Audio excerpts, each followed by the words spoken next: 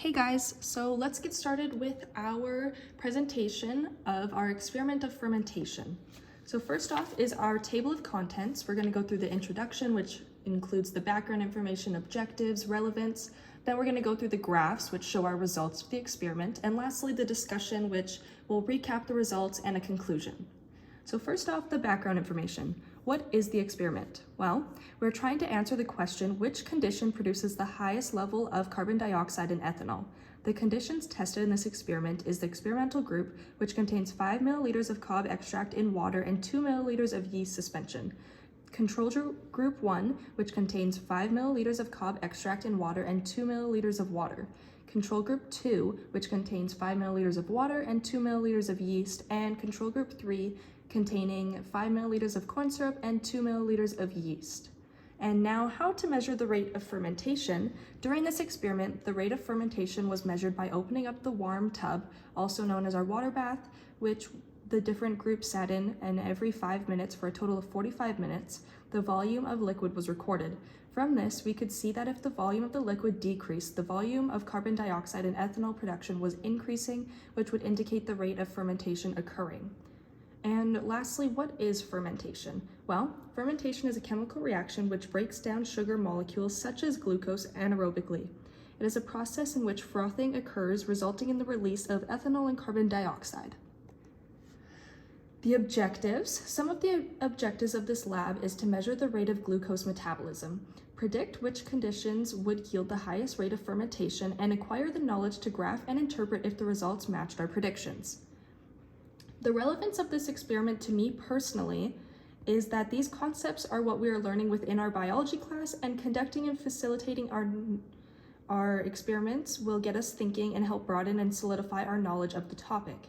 Now, this experiment is relevant to the world because there is a much bigger picture than just this little experiment. There are many types of application of the fermentation process, one of which includes the process of efficiently creating a source for biofuel. A result of fermentation of ethanol, which is used to make biofuel, and there is lots of research money that's being spent to broaden our knowledge of this topic. So let's quickly go through our materials. We use Durham vials, cob extract, corn syrup, yeast, pipettes, the water bath, tape and markers, a timing device, and test tubes. And now the methods, first off, we labeled them all, and then we added the substrate into the test tubes and vortexed it. Then we placed them in the water bath for 10 minutes, took them out, added yeast into the test tubes containing the substrates. Then we filled the Durham vials with the mixture, and then we inverted the Durham vial and placed them into the tubes, placing them back in the water bath for 45 minutes, checking them every 5 minutes, and lastly, we cleaned up everything. So in our first graph, the results we are seeing is of the volume of carbon dioxide that was produced under each condition over time. At the very bottom, in yellow, is the cob extract in water, which had no carbon dioxide production because no spontaneous reaction could occur without the presence of yeast. Next is green, which is water and yeast. This is a control group that acted as a glucose buffer that shows with the absence of glucose, little to no fermentation will occur. Next is orange, which is cob extract and yeast. This was our experimental group, which was predicted to have a moderately high fermentation rate in comparison to other conditions, showing that cob extract indeed contains some glucose. Lastly is red, which is the corn syrup and yeast. This group was tested also as a control group to show the high rate of fermentation when large amounts of glucose and yeast are both present. Now graph 2. In this graph, the data being shown is the linear rate of carbon dioxide production. The data comes from taking the slope of each line in graph 1 to formulate one big slope for the experimental group of the volume of the substrate and volume of carbon dioxide production in milliliters over the course of 45 minutes.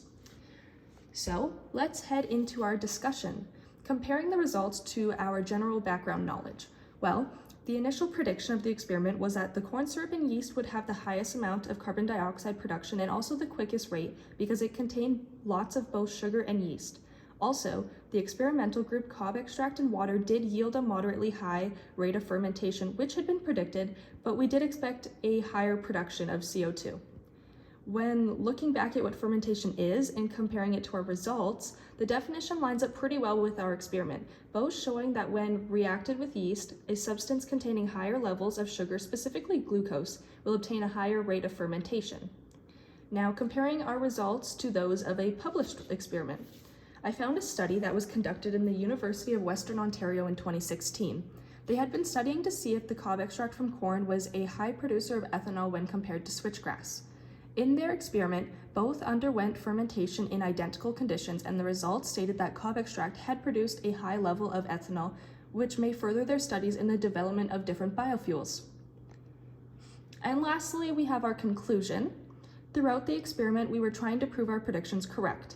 From the recorded results, our prediction was correct. The condition that produced the most amount of carbon dioxide was the corn syrup and yeast.